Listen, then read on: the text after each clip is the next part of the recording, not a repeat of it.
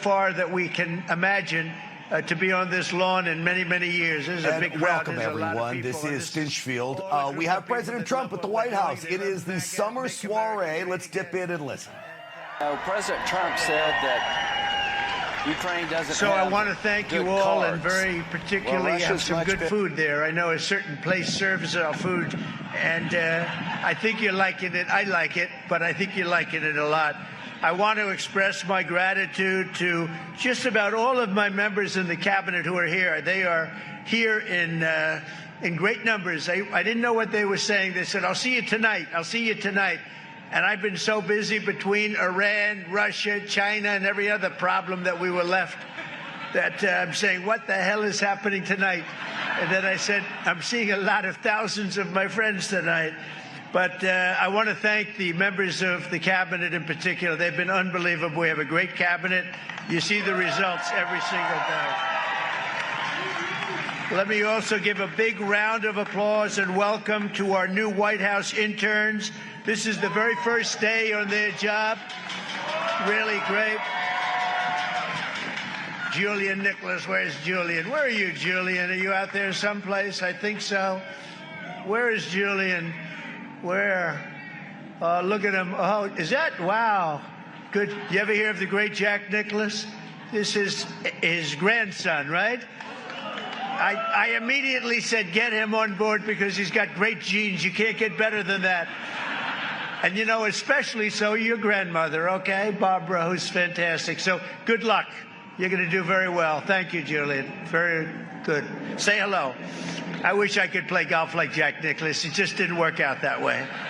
But 6 months ago, we had a nation that was as cold as ice. It was cold. The whole world was laughing at us. And they're not laughing anymore, that I can tell you now. Because of the people here tonight, we have the hottest, most talked about country anywhere in the world. I went to the Middle East. We went to Qatar, Saudi Arabia. We went to UAE. We went to 3 stops. We brought back $5.1 trillion. Think of that. 5.1. They ordered massive amounts of military equipment, regular equipment, 200 Boeing aircraft, and we got one for free for the nation. You've been hearing that. The United States Air Force got one for free. I say I'd like one because we need it as Air Force One until the other ones are done.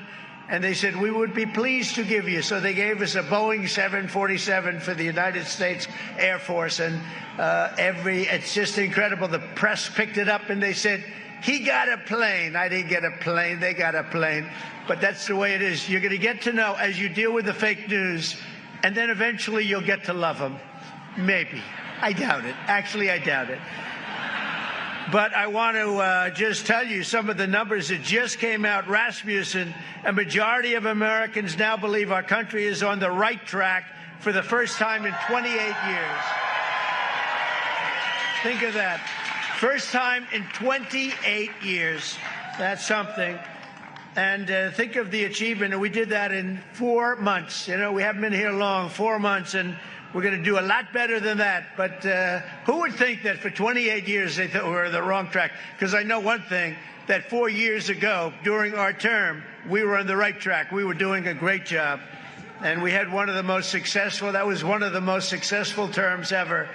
Then we had a little problem where they rigged an election, and then we came back. And this is bigger, better, stronger than ever before. This one is far bigger than it would have been. This is really something what's happened.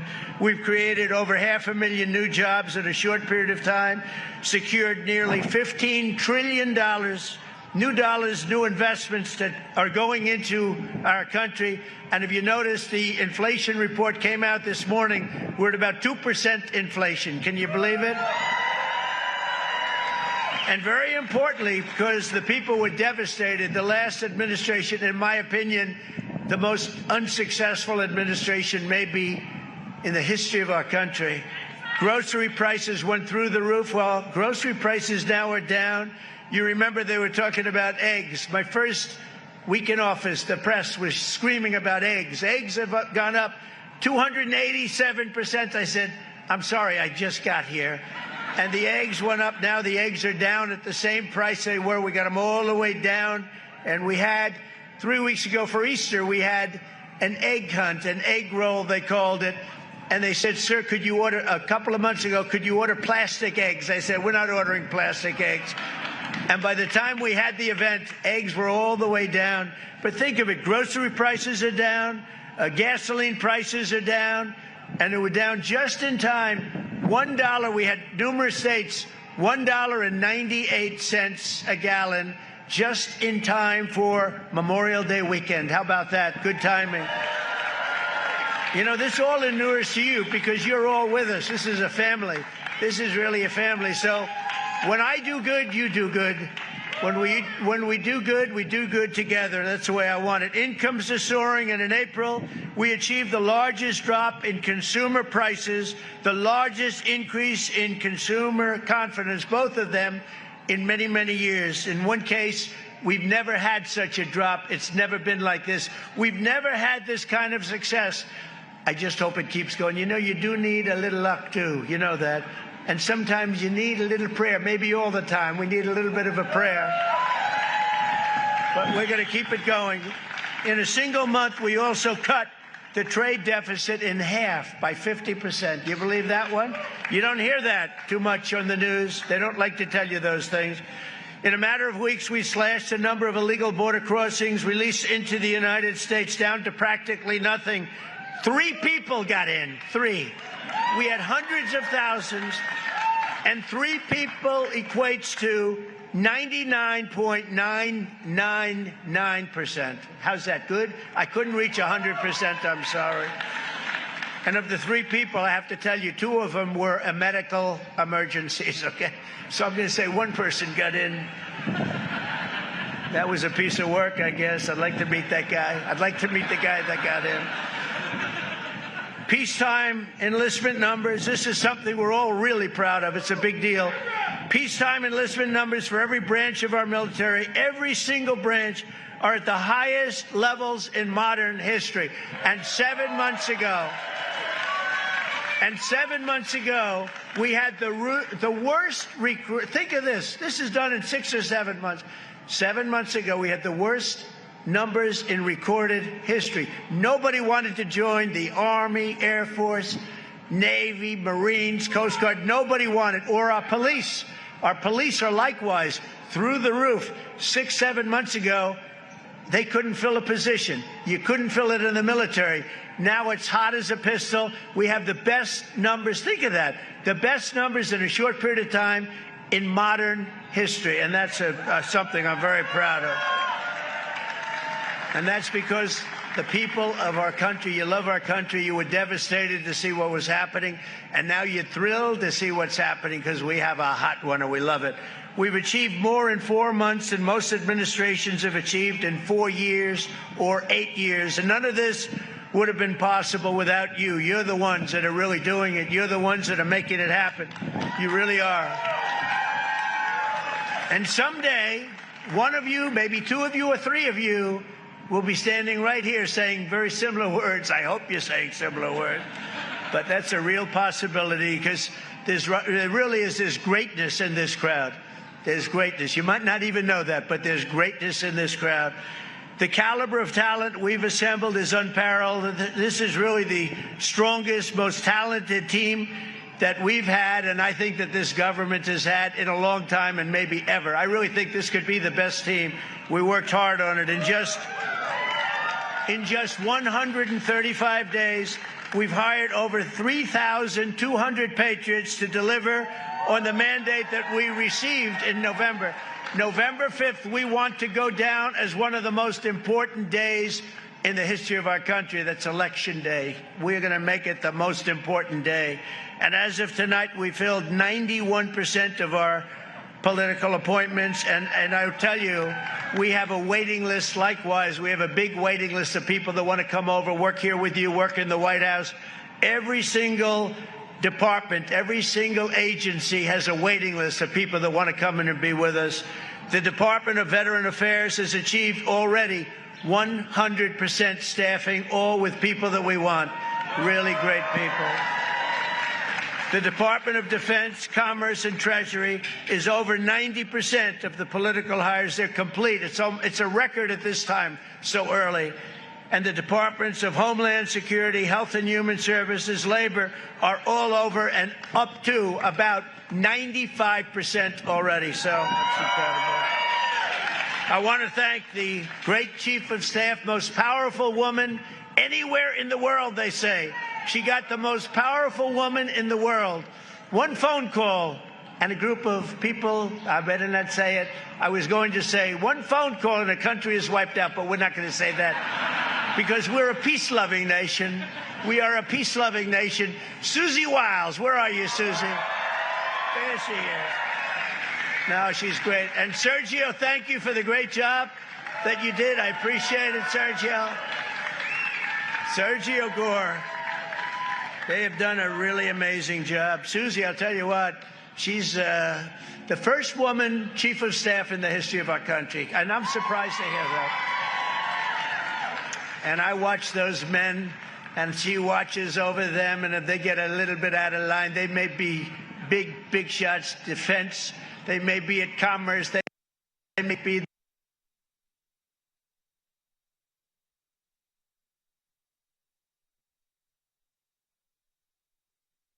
scared of her. They're afraid of her. They don't want her coming after them. But no, she's been incredible. First woman chief of staff in the history of our country. Isn't that great? I'm surprised to hear that, actually, but that's the way it is. But most importantly, let me thank all of the appointees for your tireless efforts to deliver our promises and to put very simply, it's very simple words to words, America first. It's all about putting America first. And by the way, we're going to help other countries, but first we have to straighten out our country. Don't you think so? And it's not going to take too long. A very special thanks as well to your spouses and children, families and loved ones for the support that you've given us. And we're saving our country. This would have been a country, we were a country in shambles, and now we're a country that is just in love with itself, in love with its people, and everybody's talking about it, and it's such an honor to be involved with you.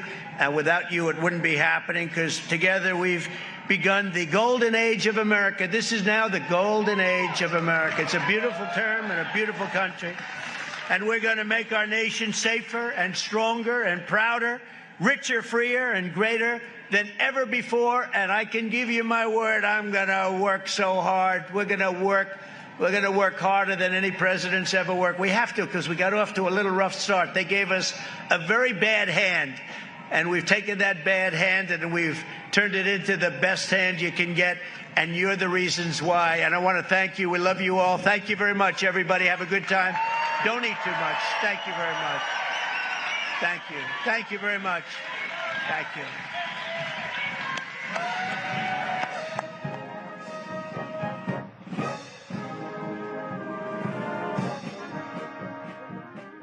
So President Trump already working harder than any other president. There's no doubt about that. He is a comedic genius. I mean, when he comes out and he says, I'll see you tonight. What do you mean tonight? What do I got going on? Come on, Mr. President. It's the summer soiree. That's what we wait for every summer. Now, I'm sure that if you are at the White House and working in the White House, you probably do wait for the summer soiree because they are working so hard. So he comes out, says hello. We've got a big show ahead of you. I know our buddy Steve Gruber is out at the White House. Do we have Steve Gruber? Okay. We do not have Steve Gruber. I'm going to ask that we have him.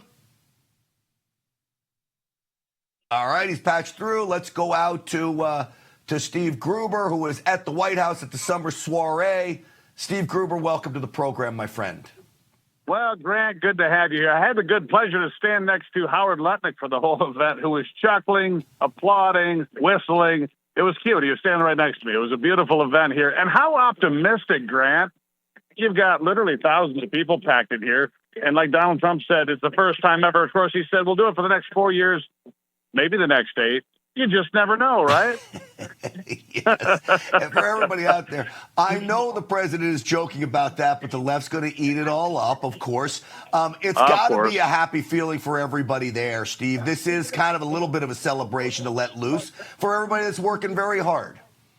Absolutely. You know, he talked about how the VA is 100% staffed, Commerce 95%, other agencies almost fully staffed, which is a departure, as you recall, from his first administration, where they blocked his appointments over and over and over for weeks, months, sometimes years. So this is a celebration. The weather could not be more perfect for the president's soiree out here on the South Lawn. Spectacular day. And, you know, I had a chance to see Robert F. Kennedy Jr., talk to him for a moment. Like I said, I sit next to Howard Lutnick here. It's very celebratory. And everybody here, you know, they're having great food and a great time, and the weather could not be better here in the nation's capital. It's just a spectacular evening, and it's just it's perfect. Grant, to be honest with you, it's a perfect evening. It's great, Steve, that you get to be there, be part of history as you watch all this unfold, and it really is to stand next to those people that are turning America around. Thank you, buddy, for giving us a little update on that, and stay safe out there. We will talk again soon. I hate to turn from the summer soiree, folks, to serious business. Just before President Trump came out, he got off the phone with Vladimir Putin. You know, Zelensky meets with Dick Blumenthal, the senator from Connecticut, Democrat, and he meets with the Republican Lindsey Graham from South Carolina. 24 hours later, Zelensky's taken out 40 of Putin's bombers, blowing up bridges after this meeting here. And lo and behold, you don't see him in the picture, but Mike Pompeo's someplace around too. Former director of the CIA, not just the Secretary of State. I call them the World War III stooges.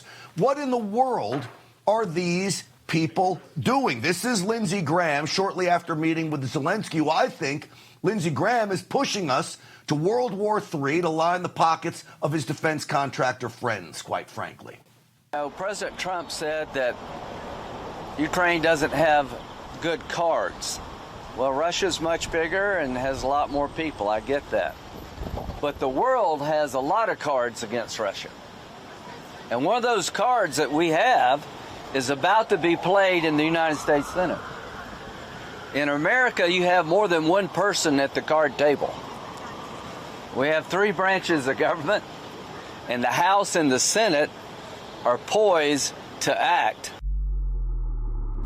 You know, Steve Bannon recommended throwing him in jail because I actually do believe what he's doing may be a violation of the Logan Act, pushing us to World War III. It turns out President Trump didn't know anything about this attack against Russia that Zelensky waged at a time when President Trump is trying to get peace, and Lindsey Graham is smirking, talking about who has the cards. It was President Trump that used that term. Zelensky doesn't have the cards. How dare Lindsey Graham? I don't know about throwing him in jail, but he ought to be hauled into the Oval Office and given a strict lashing. That's what ought to happen. Well, I want to bring in now the man who is running as a Republican to unseat Senator Lindsey Graham in the Republican primary out in South Carolina. U.S. Senate candidate Mark Lynch is with us. Mark, welcome to the program. Thank you, Grant. Glad to be on. Mark, I think it's reckless behavior on behalf of Lindsey Graham and Dick Blumenthal. I get it from Blumenthal, but Graham, you know, Trump gives him a lot of latitude. I'm not sure why. Yeah, I don't understand it either, and the people don't. And Bannon and Tucker Carlson and General Mike Flynn are all concerned. We're concerned. We're all seeing in the news that Lindsey Graham's acting like he's the Secretary of State all of a sudden. I don't know who appointed him in that position, but that's a mess. What would you be doing if you were senator as opposed to how Lindsey Graham is handling this? Well, if I was the senator, I would be doing what Trump wanted me to do. I wouldn't be walking in the shoes of Marco Rubio. That's not my position. I wouldn't be over there right now in almost a defiant way while the president's trying to have peace talks with Putin and Zelensky. Lindsey Graham's over there. I don't know what he's doing, but it looks like he's getting some things started. Within 24 hours after he's been over there, we have drones bombing Russia. And we're all concerned back here in the United States, as we just heard President Trump, what a great time it is in America again with him in office. We don't want to have a war start with somebody like Blumenthal and Graham over there doing something on the side with some sideshow that's going on. I do believe these men are globalists. They are beholden to the military-industrial complex. This has nothing to do with the safety and security of America. This has everything to do with lining the pockets of their friends. You get Ukraine into NATO, lo and behold, well, you got to come up to NATO standards, and you got to buy all kinds of military equipment. Mark Lynch, I apologize for the short interview. I want to spend more time with you. The president took up some of this time, but let's get you back again real soon, and I appreciate you. Good luck to you in this race, and thanks for coming on tonight. Yes. Well, I want everybody to go to Lynch for Senate. If you can get down here, I'll give you one of these hats that everybody seems to love. And it's time to dump Lindsey Graham. He is a warmonger. I want you to go to lynchforsenate.com and help us in this effort. And let's keep our men and women safe from going to wars that Lindsey's getting paid to put us in. I'm with you with that on that, because I do think American men will be killed. Thank you so much. All right, so as we move on here, the question now becomes is who knew what before this attack? You have Pompeo over there from the CIA. I told you about Steve Bannon. He made a comment about this. And what did the CIA know? I believe it is cut 14. Good. Tulsi Gabbard's got to let us know. Did anyone in Intel at all have anything to do with this? Did anybody have a heads up? Did anybody? And if not, who the hell's running the Ukraine desk? Who's running the Russia desk? Same thing with Ratcliffe. So John Ratcliffe, the head of the CIA, I know he's a Trump guy. There's no way he'd be behind some rogue operation that President Trump doesn't sign off on. So what is going on? Is the CIA, or are there deep staters inside the CIA? Of course they are. Are they capable of this? I want to bring in former CIA officer. He wrote a piece about this exact scenario. Larry Johnson is back with us. Larry, it is good to see you. What do you make of this attack and what happened and the possible CIA role in all of this? I think it was highly likely there was both CIA role and MI6 role. Look, with CIA, there are only three possibilities. Either they didn't know, and wait a second, this thing was in the planning for 18 months and CIA didn't know. That right there is a damning indictment of the CIA's incompetence. Option two, some of the intelligence officers on the ground knew about it, but they just didn't say anything. Well, that's a problem. Option three, this was a signed off covert action, and those keep the president insulated, so he has plausible deniability. In any event, all of this was part of a broader strategy with a combination of terrorist attacks on two bridges. One of them crashed into a train, a passenger train. Then that was followed up by a failed attempt to attack the Kerch Bridge. Note that the hype that was surrounding the attack on the strategic airfields of Russia claimed 41 aircraft. The reality was 5 aircraft, 3 others damaged. Not what the Ukrainians said, but, you know, they're used to lying. The problem was the reason those airplanes are out there on that field is under the New START treaty. Both the United States and Russia are still agreeing to keep our strategic bombers visible to overhead surveillance by satellites. So it's not the damage that was done physically. What this did was it violated one of the tenets of this nuclear strategic agreement with Russia, between Russia and the United States. Putin was furious, and what happened last night, you know, on Sunday night, Marco Rubio called Foreign Minister Lavrov, and Lavrov read him the riot act. Rubio gets off the phone and he tells Trump about it. Notice how quiet Trump was on Monday and Tuesday. Didn't say a word. Then today he calls Putin. Remember a week ago he said, "Oh, Putin's crazy." Today he was saying, President Putin said that he feels obligated that he's going to have to retaliate for this. And, well, okay. And then State Department issued a warning to all Americans, basically, get the hell out of Ukraine. Yeah. So, but when I hear you lay this out, and you do such a great job of it, my thoughts are there's no way President Trump would approve of this mission. I believe President Trump really does want peace. I really do. I believe that. This blows that out of the water. As you mentioned, the satellite pictures of the bombers, that's fascinating. I hadn't heard that. President Trump's not going to want to violate that because we're going to want to see Russian bombers too. This makes America look bad. So here's what I think. Zelensky knew it would make Russia look bad. Maybe there were rogue actors inside the CIA. I think the more I hear you talk, because Ukraine wasn't doing anything. That none of their intelligence, they don't have any intelligence apparatus without the CIA and MI6. Am I right? Yeah, they have been, well, we had a New York Times piece from about 2 months ago that laid it out in detail how extensive U.S. both military and intelligence support have been for Ukraine in running this entire campaign. This has been literally a proxy war. Now, I think President Trump's in a position where he's been played a little bit on this, and not by Putin, by his own administration. When you've got the likes of Pompeo conspiring with Lindsey Graham. And let me say something about Senator Graham. There will be news coming out in the next couple of months about how he has profited financially off of money that came out of Ukraine, laundered through Latvia, and made its way into his bank account. And then we're talking significant amounts of money. Department of Justice is looking at it. All right, those are serious allegations leveled by CIA officer, former CIA officer Larry Johnson. We shall see. You've always been a great source and a great source of information. So please keep us posted. I'm sorry I got to cut you short, too. The president came on. We always take him. But fascinating stuff. I could talk to you for the whole hour. Larry, thank you for coming on. You can read a lot of his work over at the Gateway Pundit and all other kind of outlets. All right, folks, America shouldn't be running short on water, energy, or food. We've got the land, we've got the talent, and the tools. Rainmaker is providing it. This U.S.-based company is using drone technology and smart water strategies to help farmers grow more, support hydro and energy production, and reduce wildfire risk, protecting jobs and resources. It's time to bring back real American industry. No ESG, no outsourcing, just results. Go to rainmaker.com and see how they rebuild prosperity from the ground up. All right.